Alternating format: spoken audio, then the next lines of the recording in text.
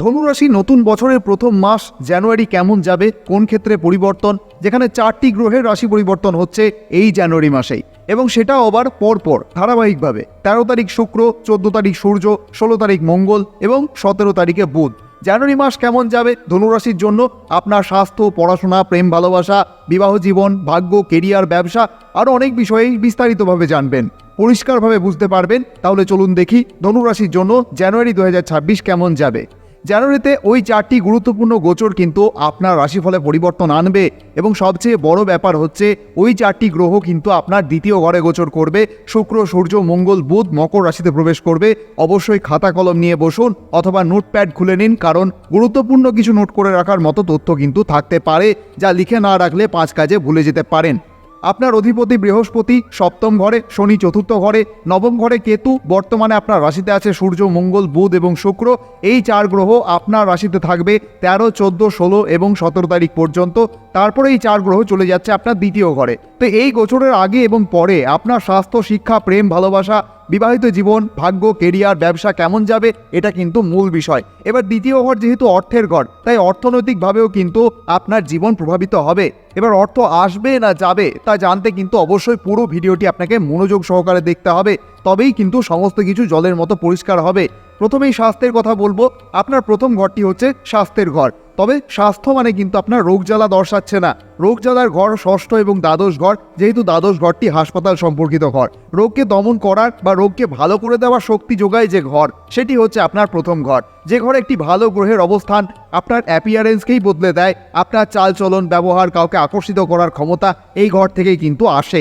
বৃহস্পতি সপ্তম ঘরে বসে ধনুরাশিকেই দেখছে, আর এই মুহূর্তে সূর্যের অবস্থান আপনার রাশিতেই, সাথে মঙ্গল, শুক্র এবং বুধের সংযোগ।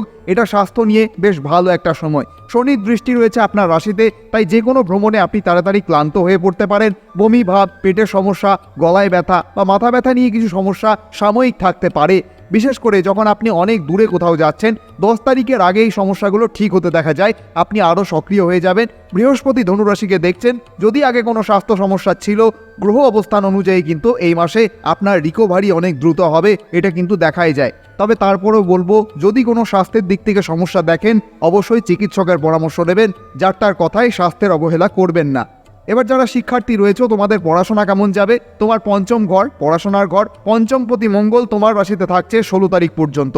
মঙ্গল যখন তোমার দ্বিতীয় ঘরে যাবে, তখনই তার দৃষ্টি পড়বে তোমার পঞ্চম ঘরে। মঙ্গল ভালো অবস্থানে রয়েছে, কোনো খারাপ গ্রহ পঞ্চম ঘরকে স্পর্শ করছে না, এটা খুবই ভালো একটা দিক। সূর্যও তোমার দ্বিতীয় ঘরে আসবে। এই মাসটা সরকারি পরীক্ষার জন্য ভালো। দ্বিতীয় ঘরে উৎকৃষ্ট অবস্থানে থাকবে। মঙ্গলের ওপর কেতুর দৃষ্টি থাকায় 16 জানুয়ারি পর্যন্ত তোমার পড়াশোনায় বিভিন্ন সমস্যা তুমি দেখতে পেতে পারো, বিভিন্ন উপসর্গ তুমি দেখতে পেতে পারো। কিন্তু 16 তারিখের পর থেকে বিদেশে অ্যাডমিশনের সুযোগ তৈরি হবে। 16 জানুয়ারি থেকেই পারিবারিক বিষণ্ণতা বা ব্যক্তিগত সমস্যার কারণে পড়াশোনায় যদি কোনো সমস্যা চলছিল, তাও কিন্তু মিটে যাবে। কারণ 14 জানুয়ারি সূর্য মকর রাশিতে প্রবেশ করার সাথে সাথেই তৈরি হবে মকর সংক্রান্তি। তুমি তোমার পরীক্ষার প্রস্তুতি নাও। ধনুরাশির জন্য এই মাসটা সম্পূর্ণ সমর্থনশীল। যখন শুক্র এবং বুধ প্রথম ঘরে থাকে, তখন তোমার মানসিকতা এবং মনোযোগ স্থির হয়ে যায়, পড়াশোনায় মনোযোগ বাড়ে। তাই এটা পড়াশোনার জন্য খুবই ভালো সময়। চলুন এবার বলি, জানুয়ারি মাসে আপনার প্রেম ভালোবাসার জীবন কেমন যাবে। দেখুন, পঞ্চম ঘর যেমন শিক্ষার ঘর, আবার পঞ্চম ঘর কিন্তু প্রেমেরও ঘর। তাই পড়াশোনা আর প্রেমের মধ্যে একটা বিশেষ যোগসূত্র আছে। কেমন না, এই প্রেমটা শুরুই হয় স্কুল, কলেজ, ইউনিভার্সিটি, কোচিং বা টিউশন থেকে। তাই পড়াশোনার সাথে প্রেমের একটা গভীর সম্পর্ক। কেউ প্রেম করে নিজের পড়াশোনার 12টা বাজায়, আবার কেউ প্রেম ত্যাগ করে নিজের ভবিষ্যৎ সুরক্ষিত করে। আবার কারোর জীবনে প্রেম, পড়াশোনা দুটো একসাথে চলতে থাকে, এবং এখানে দুটি মনের বিশেষ সহযোগিতা থাকে। আর তার সাথেই দুটি পরিবার এই বিষয়টিকে খুবই গুরুত্বের চোখে দেখেন। খুব ভাগ্যবান হন সেই সব জাতক জাতিকা যারা একদম শুরু থেকে শেষ পর্যন্ত একই সফরে থাকেন। তাদের সামান্য মতভেদ কখনো কখনো পড়াশোনায় বাধা দিলেও কিন্তু সেটা আবার খুব তাড়াতাড়ি রিকভারিও করে যায়। যাই হোক, সব পরিবার এক নয়, আর সবার জীবনে এই সৌভাগ্য আসে না। তাই যারা বিশেষ করে পড়াশোনা চলাকালীন গোপনে প্রেম করছেন, আর যদি এটা নতুন শুরু হয়, তাহলে ভালো হবে শুরুতেই সেটা শেষ করে দেওয়ার, কারণ সমর্থন নেই, নিয়তি চায় না। পড়াশোনা আগে হোক, প্রেম পরেও হবে। আর যদি প্রেম পড়াশোনা দুটোই একসাথে চলছে, অর্থাৎ দুজন দুজনের বাড়িতে যাওয়ার পথ খোলা রয়েছে, যারা একসাথে বসে পড়াশোনা করেন, একে অপরকে পড়া ধরেন, পরীক্ষা নেন, তারা এই বিষয়ে এগিয়ে যান। তবে কষ্ট করে সমাজের বেড়া টপকে নিজের পড়াশোনার ক্ষতি করে প্রেম করা উচিত হবে না। পঞ্চম ঘরের অধিপতি প্রথম ঘরে, মঙ্গল বৃহস্পতি একে অপরকে দেখছে, অর্থাৎ এখানে প্রেমে আবেগের মিশ্রণ তৈরি হচ্ছে। এবং একটি রোমান্টিক পরিবেশ কিন্তু তৈরি করছে। কারণ প্রথম এবং পঞ্চমের মধ্যে একটা দারুণ যোগসূত্র তৈরি হচ্ছে, সম্পর্ক খুবই শক্তিশালী হয়ে উঠছে। আর যখন পঞ্চম অধিপতি প্রথম ঘরে আসে তখন আপনার সামনের মানুষের প্রেমপ্রীতি আরও বেড়ে যায়, তাই আকর্ষণ বাড়বে, আবেগও বাড়বে এখানে। আর আগে যদি কোনো ভুল বোঝাবুঝি বা সমস্যা ছিল তাহলে এই মাসটা সেটা ঠিক করার জন্য দারুণ সময়। শুধু একটা বিষয় খেয়াল রাখতে হবে, সূর্য আর মঙ্গল আপনার রাশিতে আছে, একটু নিজের জেদকে নিয়ন্ত্রণ করতে হবে, নিজের রাগকে নিয়ন্ত্রণ করতে হবে। প্রেমের কথা বলতে গিয়ে একটা বিষয় বলতেই চাই, দেখুন প্রেমের শত্রু কিন্তু অনেক। বর্তমান সমাজের ব্যাধি হলো প্রেমকে অসম্মানের চোখে দেখা, যা কখনোই সমীচীন নয়। তাই সাবধান, মঙ্গলের উগ্রতা সম্পর্কে কখনো সমস্যা নিয়ে আসে। কিছু কিছু মানুষ যেন মানতেই চায় না যে আপনি প্রেম করুন, তাই সাবধান। নিজের অধিকারের ওপর অন্যের হস্তক্ষেপ মেনে নেবেন না। প্রকৃতিগতভাবে মানুষের দৃষ্টিভঙ্গি আলাদা হতে পারে। স্বার্থ নামক অসুর বারবার প্রেমে আঘাত করে, তাই সেই সকল মানুষদের থেকে সাবধান যারা আপনার সাথে ভালো ব্যবহার করে না শুধু এই ভেবে যে আপনি প্রেম করেন। মনে রাখবেন, প্রেম অপরাধ নয়, আর ধর্মীয় দৃষ্টিকোণ থেকেও অধর্ম নয়, যতক্ষণ না আপনার এই প্রেম অন্য কারোর ক্ষতি করছে। আবার পঞ্চম ঘরটি কিন্তু শিক্ষা, প্রেমের সাথে সাথে আপনার সন্তানেরও ঘর। এগুলি মানব জীবনের এক একটি পর্যায়। মঙ্গলের ওপর কেতুর দৃষ্টি থাকায় 16ই জানুয়ারি পর্যন্ত সন্তানের ব্যাপারে নানান সমস্যা থাকতে পারে। আপনার এবং সন্তানের মধ্যে একটি মতভেদ দেখা যেতে পারে। সন্তানের মনে অসন্তুষ্টি, বায়না ধরা, মন খারাপ ইত্যাদি থাকতে পারে।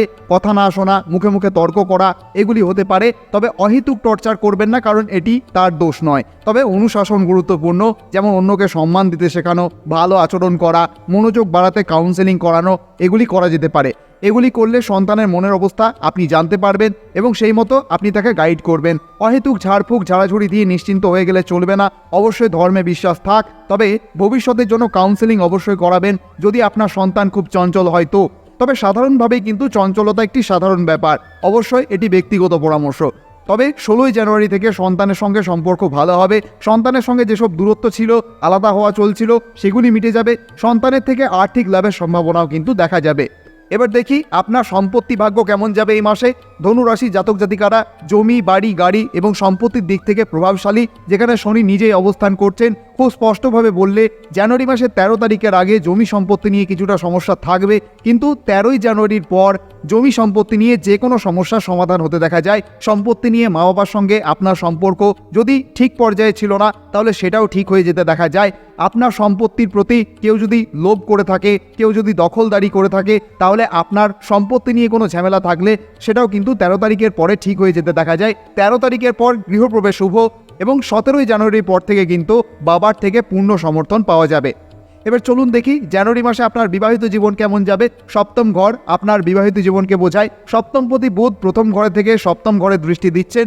অধিপতি সপ্তম ঘরে, সপ্তমপতি প্রথম ঘরে। ধনুরাশির জন্য জানুয়ারি মাস একদম পারফেক্ট, কারণ এখানে সপ্তম এবং প্রথম ঘর একসাথে কাজ করছে। প্রথম ও সপ্তম ঘর মিলেমিশে দারুণ একটা সম্পর্ক তৈরি করছে, যা আপনার বিবাহিত জীবনের জন্য খুবই ভালো। এবার দেখুন, অনেকের মতামত হচ্ছে এই মাসে বিয়ে করতে নেই, ওই মাসে বিয়ে করতে নেই। সেগুলি কিন্তু সম্পূর্ণ আলাদা বিষয়, সেগুলো কিন্তু সম্পূর্ণ একটা লৌকিক বিষয়। শাস্ত্র কিন্তু যোগ দেখছে, কোন মাসে ভালো কোন মাসে খারাপ সেটা কিন্তু গোচর ফলের ওপরেই নির্ধারিত হচ্ছে। তাই এই নিয়ে কোনো দ্বন্দ্ব থাকছে না। হতে পারে কোনো মাসে বিবাহ নাও হতে পারে, সেটা আপনার নিজস্ব মান্যতা হতে পারে, তবে সকলের ক্ষেত্রে কিন্তু এটি প্রযোজ্য নয়। দারুণ একটা সম্পর্ক এই সময় তৈরি হতে পারে।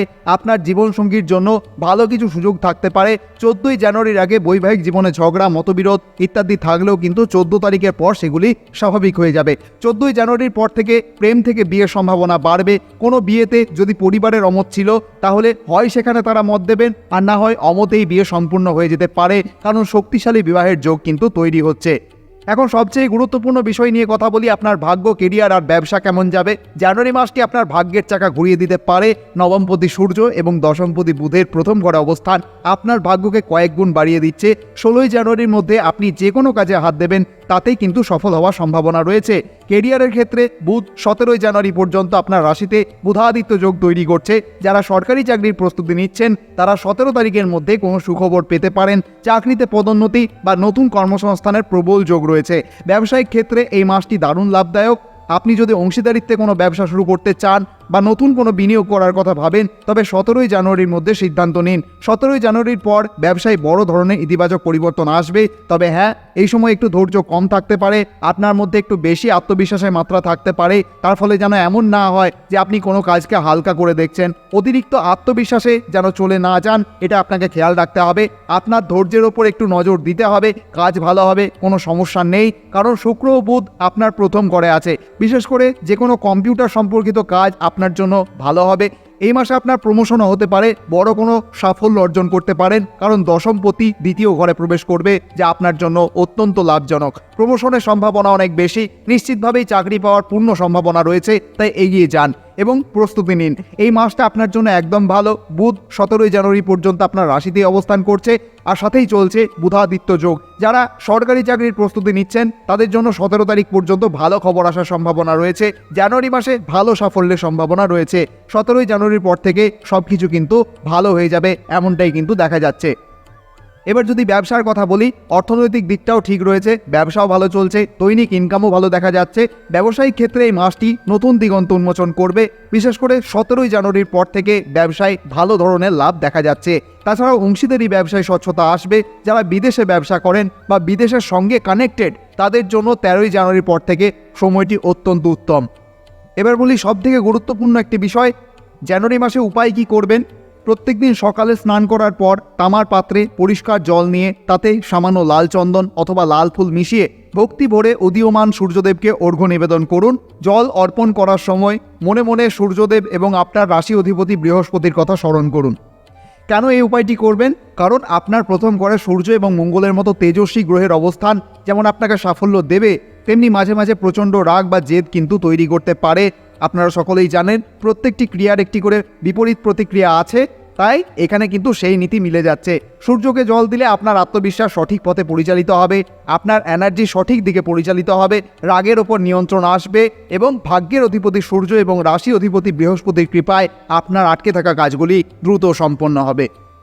ভগবানের আশীর্বাদী হাত আপনার মস্তক স্পর্শ করুন। আপনি ভালো থাকুন, আনন্দে থাকুন, এই প্রার্থনাই করি। আপনি যদি এই ভিডিওটির থেকে একটু উপকৃত হয়ে থাকেন, অবশ্যই কমেন্টে লিখতে ভুলবেন না। জয় মা তারা, জয় বামদেব। আজকের মতো তাহলে এখানেই বিদায় নিচ্ছি। আবার কথা হচ্ছে ফেব্রুয়ারি মাসের পর্ব নিয়ে। ধন্যবাদ।